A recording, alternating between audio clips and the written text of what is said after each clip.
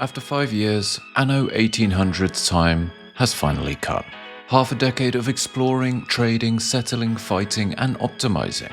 The game has grown into something really quite special. It's become the densest entry in the series, and the crown jewel of the franchise. Not just the richest game with the Anno name, but the most comprehensive city builder on the market. The game is now front and center of the genre, and it's more accessible than ever. It's filled to the brim with all of those logistics and efficiency problems the series is known for, but with the sheer amount of content now available, it's evolved into an experience that can be tailored to the individual, whatever their tastes. Whether you're drawn to exploring different parts of the world, collecting animals and artifacts to adorn your zoos and museums, or you just get a kick out of the simple joy of using every inch of available space, the game has fostered a diverse audience. From beauty builders to industrial masterminds, there is a place for all.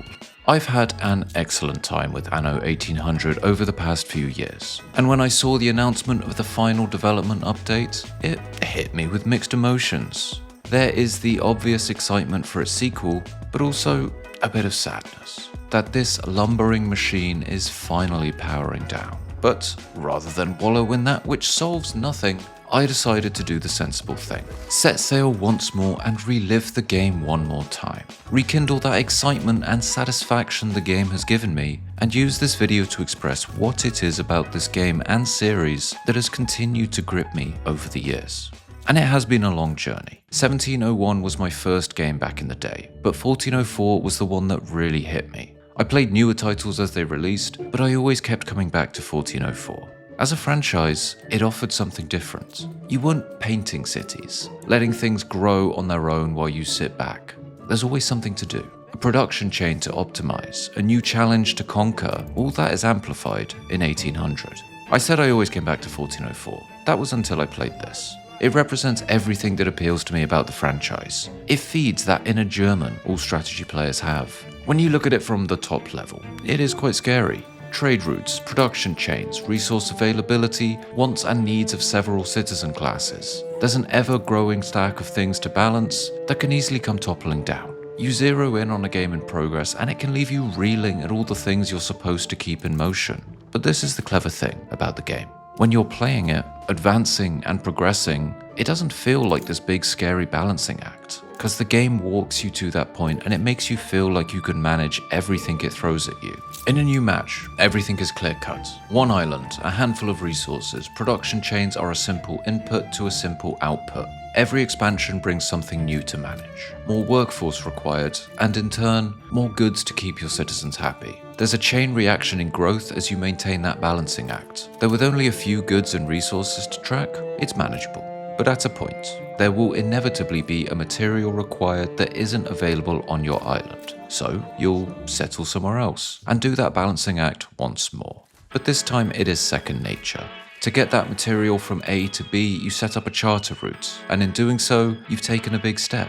Multiple islands supporting themselves, ferrying resources to enable something that you couldn't do before. And all those big late-game islands. The crisscross of trade routes across the map. That's all it really is. The game has walked you in slowly, and little by little it'll offer you more complexity and constantly make you grow as a player. You'll find that balancing two towns comes just as natural as balancing one. So, why not add another? As you solve these little problems across your islands, introduce new luxury resources or building materials, you as a player are always getting better at maintaining that balancing act. If you tell a new player that they're expected to manage and maintain multiple towns across two regions, each with their own resources and mechanics, all the while requiring constant trade between them, it could be cause for panic.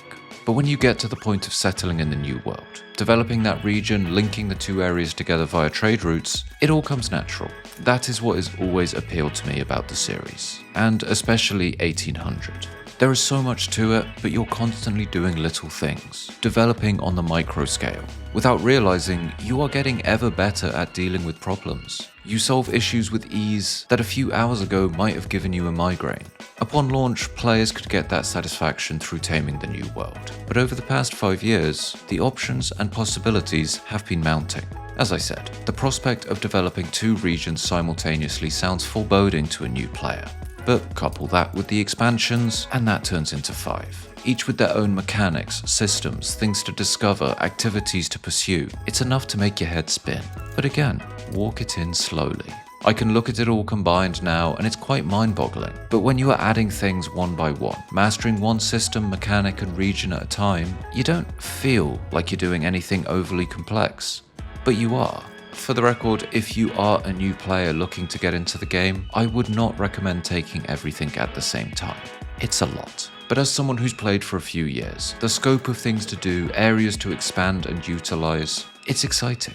And I love coming back to it, not just to scratch that same itch, but because there are so many ways to approach it. In this match, I abandoned the old world first chance I got, setting up another region, Cape Trelawney, as my base of operations. My original islands were repurposed into pig processing plants, luxuries from the New World were cut off, and all focus was put into developing my new capital.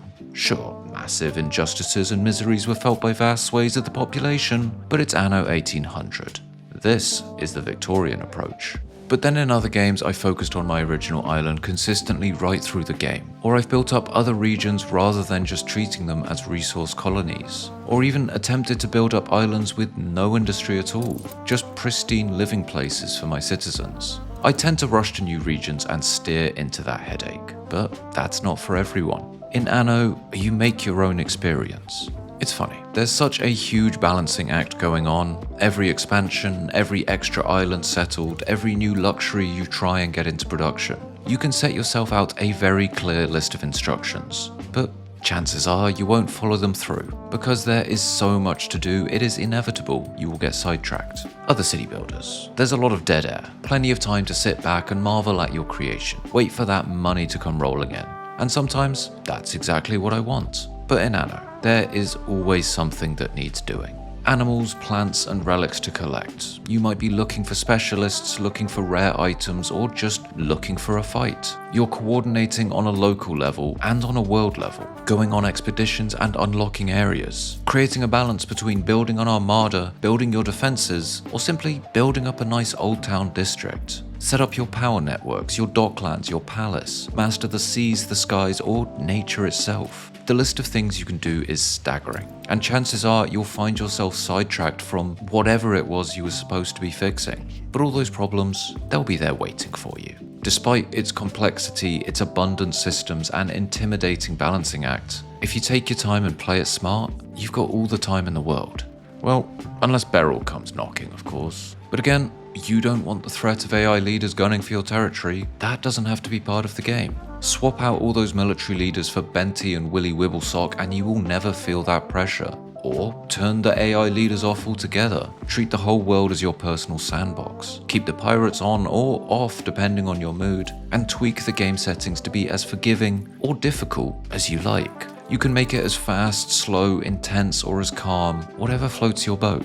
That's the thing, and while not exclusive to Anno, it is more pronounced. It's a game that tailors to a wide range of playstyles and player types, and its community covers all grounds. Go on the game's subreddit and you'll find beauty builders sharing images of their cities, budding admirals talking about their conquests, and industrialists showing off their efficiency, yields, and absolute use of space. Those groups intermix and intermingle, and if you need help, you will find it, both in the concise form and in ridiculous detail. It's a great community with some excellent content creators out there helping people find their footing. Whether that's an all-round general tutorial or a 20-minute video on why a 10x10 grid is the best, there are a ton of resources. Or you'll certainly learn a great deal on your own and feel that constant improvement. Having those tools means that any pitfall you hit, any struggle there is, there will be someone who's already been there, solved it, and shared their experience. For a game as sprawling as this, a solid community behind it can make the world of difference, which is as important now as it's ever been.